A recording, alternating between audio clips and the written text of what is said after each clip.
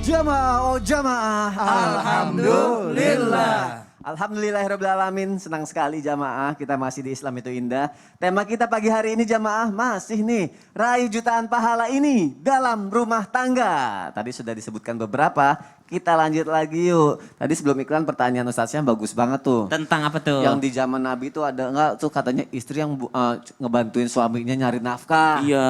Terus tadi kan nggak mau dijawab ya sama Habib, katanya sekarang. Selanjutnya. Katanya istri tulang punggung bukan Iya tulang punggung suami. Jadi istri gimana? itu tulang rusuk. Tulang rusuk. Jadi gimana nih Habib? Tulang punggung apa tulang rusuk nih Habib? Jadi. Kalau istri itu melengkapi tulang rusuk Suami. suami. Ya. Kalau suami Tulang mencari punggung. nafkah, Tulang punggung istilahnya. Iya. Berarti Kalau tulang lunak, Bib. itu enak loh. Oh, itu ayam Kok ya? jadi bahas masalah Oh, itu tulang sih? ayam ya? Ini bahas masalah. udah. Gimana di zaman Nabi Muhammad Ini penjelasan. namanya bakso iga. Silakan Habib Usman. Afwan Mas Soni, afwan Ustaz, afwan Syekh Mas, afwan Kiai. Bismillahirrahmanirrahim. Allahumma shalli ala sayyidina Muhammad wa ala ali sayyidina Muhammad. Di zaman Rasulullah SAW banyak profesi dan pekerjaan yang meringankan beban suaminya. Yakni mereka mencari nafkah untuk membantu daripada kehidupan rumah tangganya atau perekonomian daripada suaminya. Oleh karena itu kalau ditanya boleh gak sih pada zaman Rasulullah SAW, ingat Siti Khadijah adalah seorang saudagar.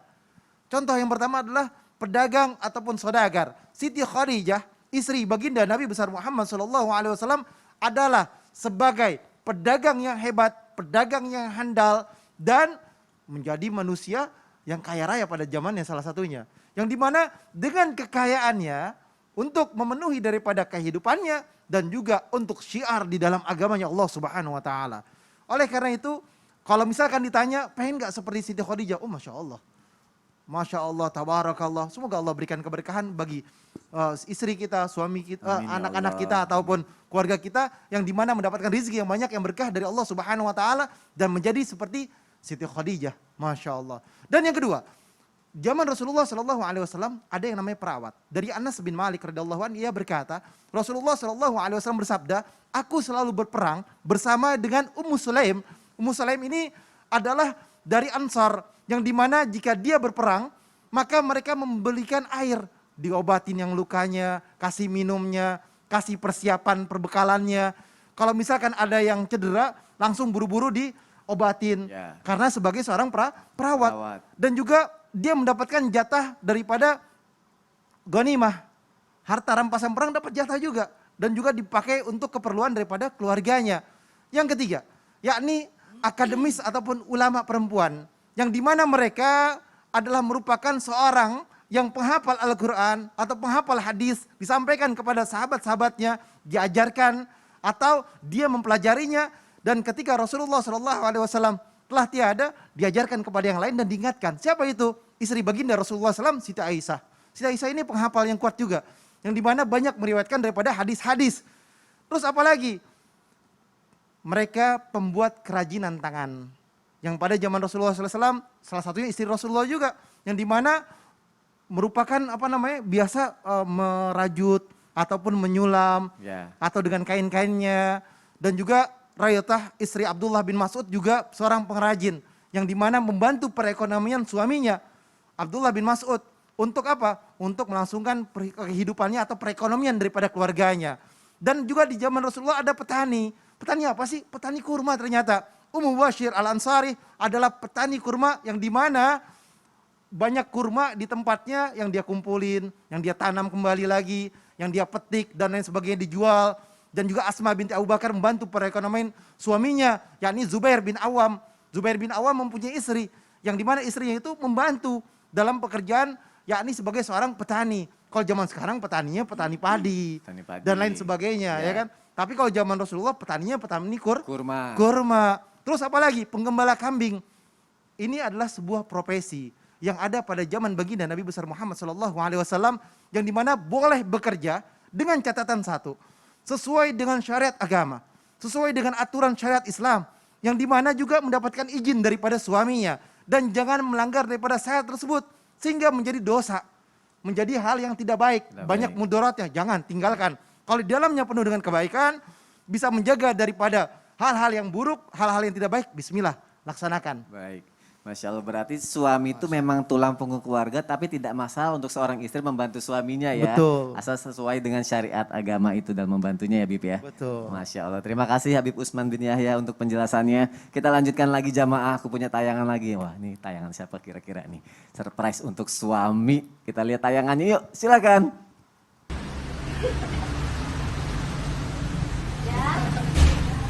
Siap belum?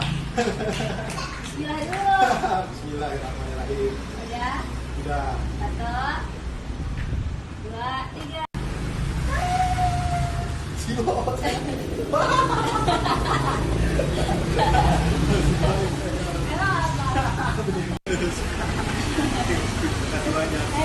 Alhamdulillah, kamu mau udah tadi dulu. Nggak apa, coba dulu. Enggak. Masya Allah, dikasih surprise mobil sama istrinya. ya Kado. Kalau aku tuh ditutup matanya sama Pak Irus ya, dibuka. Terus pas aku buka, wah nggak ada mobil. Surprise-nya pot bunga yang depan tadi tuh. Yang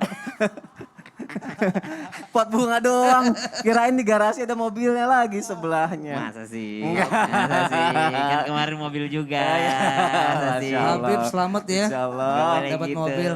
Masya Allah. Nih tuh kan romantis banget kan jamaah yang ada di rumah. Pasangan suka ngasih hadiah. Ternyata nggak cuma pasangan baru aja. Pasangan lama juga nggak ada salahnya ngasih hadiah dan nggak perlu malu untuk itu gitu kan. Pasangan veteran. Pasangan veteran.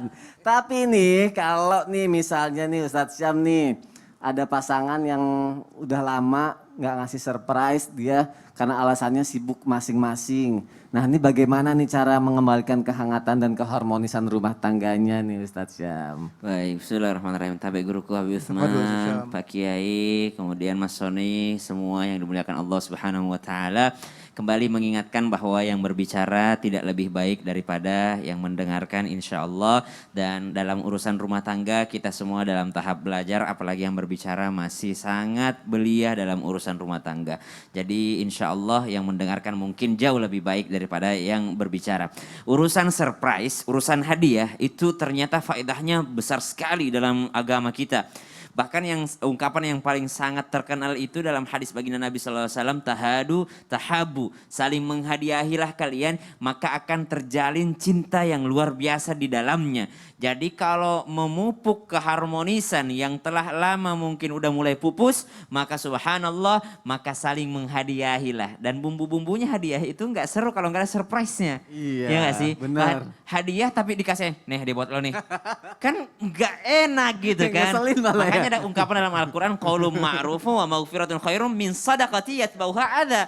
Pemberian itu harus tidak boleh diikuti dengan menyakiti gitu. Jadi kasih surprise gitu walaupun hal-hal kecil. Nah, kenapa kita disebutkan walaupun hal-hal kecil? Karena Nabi SAW mengingatkan tentang hadiah ini kepada para muslimah pada saat itu. Ya nisa'il muslimat, ya nisa'il mu'minat, wahai perempuan-perempuan yang beriman. Nah, berarti Rasulullah tuh ngasih tahu nih kayak, lo kalau udah ngaku beriman sini dengarkan.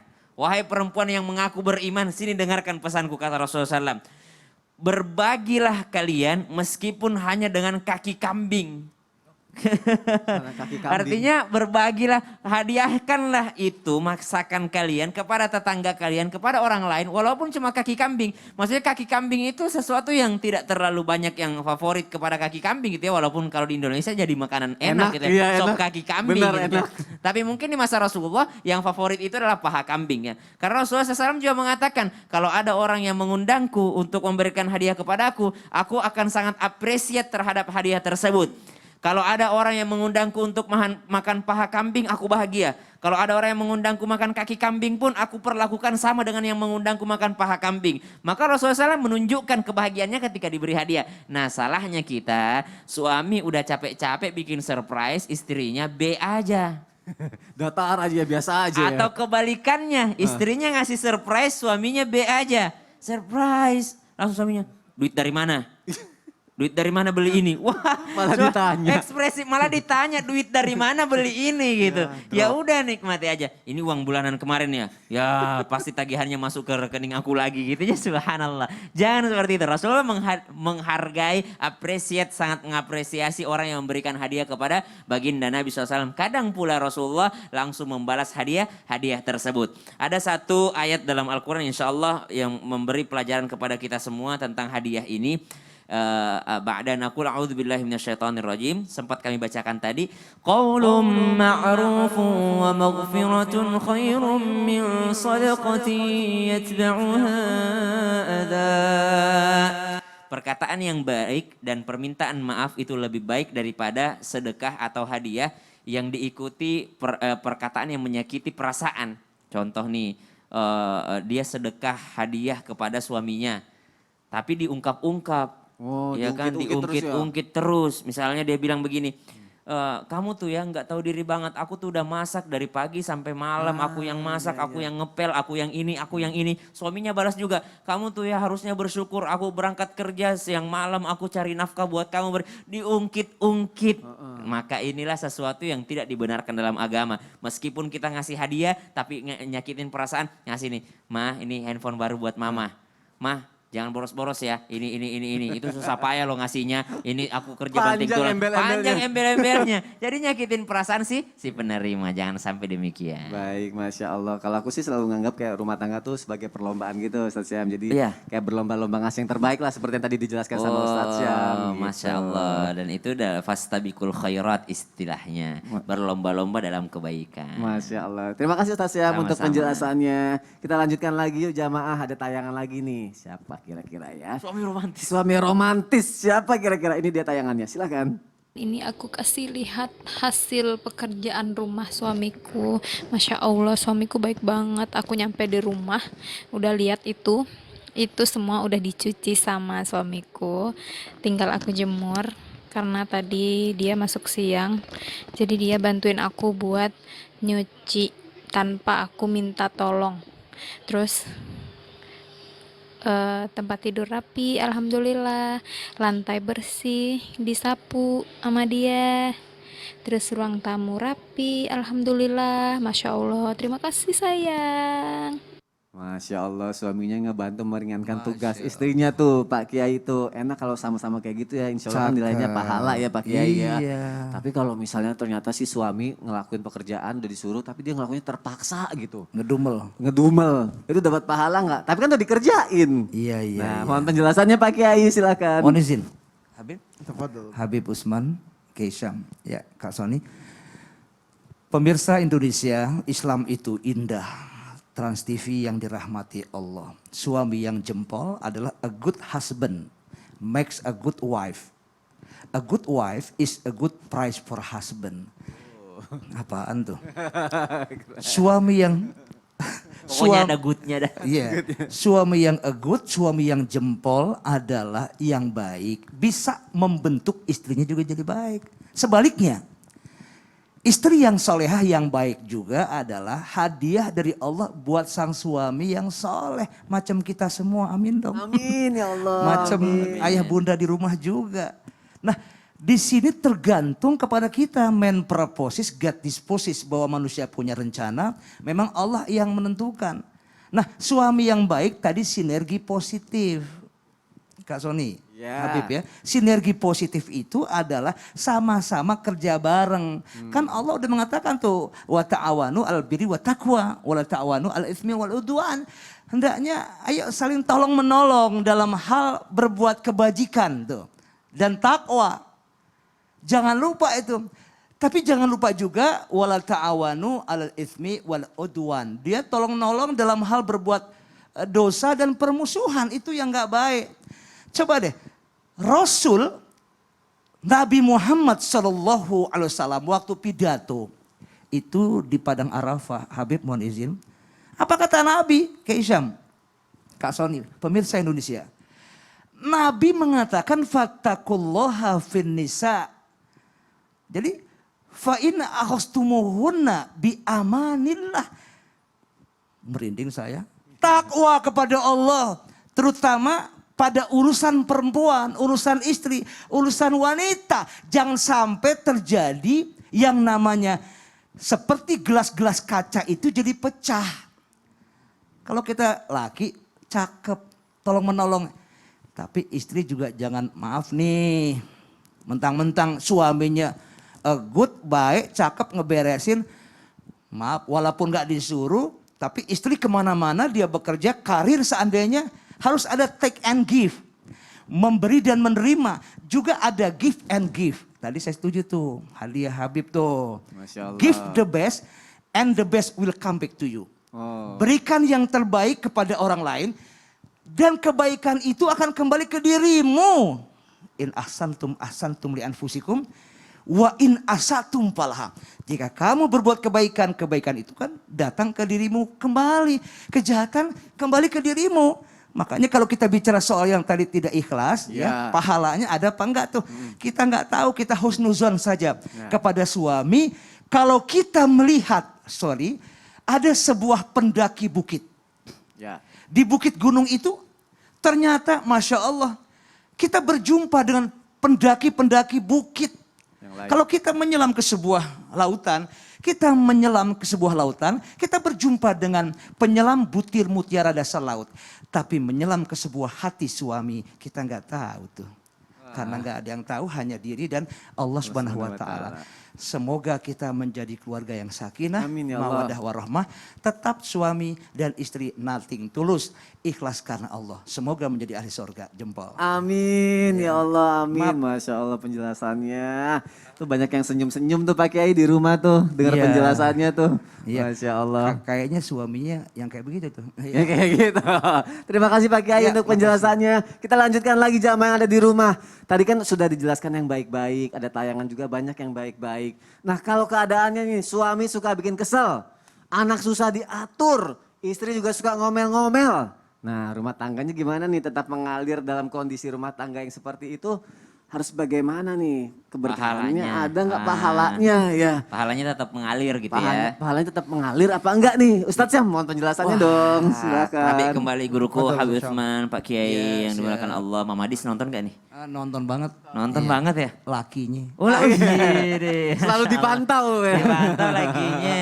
Masya Allah. Mas Soni yang dimuliakan Allah. Serta para alim ulama yang dimuliakan Allah insya Allah. Rabbi syrah li sadri wa yassir li amri wahlul 'uqdatam min lisani yafqahu qawli. Suami mengesalkan gitu ya, menyebalkan. Anak juga susah diatur. Kemudian ujian rumah tangga banyak banget gitu ya. Saudara ipar ikut campur, mertua ikut campur, orang tua ikut campur. Pokoknya rumah tangganya gitu kayaknya ribet banget Ya. gitu di dalam satu rumah tangga. Gimana? Kusem. Kusam ya. Gimana ya? Gimana gitu menghadapi, apakah tetap dapat pahala? Lihat, Nabi Adam alaihissalam itu diuji oleh anaknya, ya Qabil Habil gitu. Diuji pula oleh istrinya Hawa. Kemudian Nabi Nuh alaihissalam wa mra'ata Nuh diuji oleh istrinya. Nabi Lut wa mra'ata Lut diuji oleh istrinya. Imra'ata Fir'aun, istrinya Fir'aun, Asia diuji oleh suaminya Fir'aun. Kemudian Nabi Zakaria diuji karena nggak punya keturunan, akhirnya dapat keturunan. Nabi Yusuf alaihissalam yang mencelakakannya ya saudara-saudaranya yang membuang dia ke sumur. Nabi Muhammad sallallahu alaihi wasallam yang zalim kepadanya ya paman-pamannya gitu ya. Jadi kita nih yang paling sering menguji kita itu ya orang terdekat kita.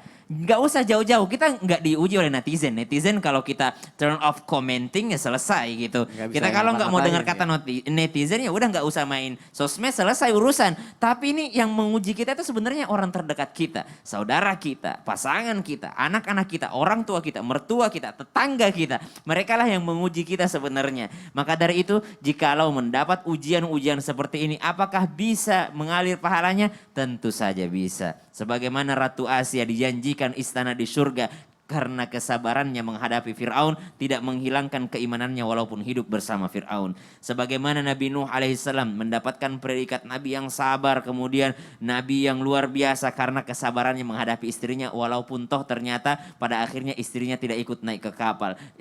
Nabi Lut alaihissalam, Nabi Muhammad sallallahu alaihi wasallam, Nabi Isa, Nabi Maryam diuji oleh keluarganya, tetangganya mengatakan kamu kok berzina. Kamu kok punya anak, nggak punya suami. Dikatain seperti itu oleh tetangga-tetangganya, bahkan sama keluarganya sendiri. Namun Maryam tetap bersabar. Jadi ujian itu akan terasa indah jikalau kita mampu bersabar menghadapinya. Salamun alaikum bima sabartum fa ni'ma uqbaddar. Yang kedua dalam Al-Quran, innama yuwaffas sabiruna ajrahum bighairi hisab. Kata Nabi Yakub, fasabrun jamil. Kata Allah untuk Nabi Yakub dan Nabi Yusuf, fasabrun jamil gitu. Bersabarlah. Kenapa? Karena pahala kesabaran itu unlimited. Berarti sabar juga itu unlimited. Kalau ada orang mengatakan, Ustadz, sabar itu ada batasnya. Bukan sabar yang ada batasnya, tapi keimanan kita yang ada batasnya. Semakin tinggi keimanan seseorang, semakin tinggi juga kesabarannya. Kenapa para nabi itu ada golongan-golongannya? Sampai nabi terbaik disebut dengan ulul azmi. Karena yang paling tinggi kesabaran itu tinggi juga golongannya. Karena sabar nggak ada batasnya. Keimanan kita yang terbatas. Semakin tinggi keimanan kita, maka perkaya diri kita, naikkan keimanan kita sehingga kesabaran itu juga akan ada. Bagaimana caranya Ustadz supaya kita tetap bisa menghadapinya, mengalir pahala? Satu, dengan kesabaran. Yang kedua, bagaimana kita mendekatkan diri kepada Allah bahwa saya berumah tangga, saya dilahirkan di sini, mempunyai suami yang seperti ini, mempunyai anak seperti ini, mempunyai orang tua dan mertua seperti ini, bukan karena keinginan saya, tapi Allah sudah takdirkan di antaranya.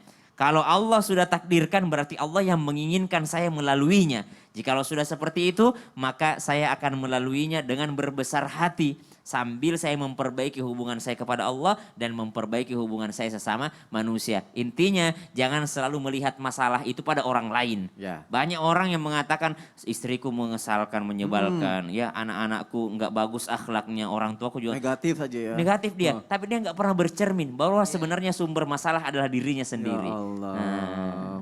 Baik, mulai berkaca kita ya Berkaca. dari sekarang ya, Masya Allah. Jazakallah khairan, Sama-sama, Ustaz. Terima Mas Sony. kasih untuk penjelasannya, terima kasih guru-guruku. Jamaah jangan kemana-mana nih, setelah ini kita akan menjawab pertanyaan yang sudah masuk ke media sosial Islam itu Indah. Dan juga nanti kita akan berdoa bersama-sama. Tetap di Islam itu Indah ya, nggak lama kok. Jamaah, oh jamaah. Alhamdulillah.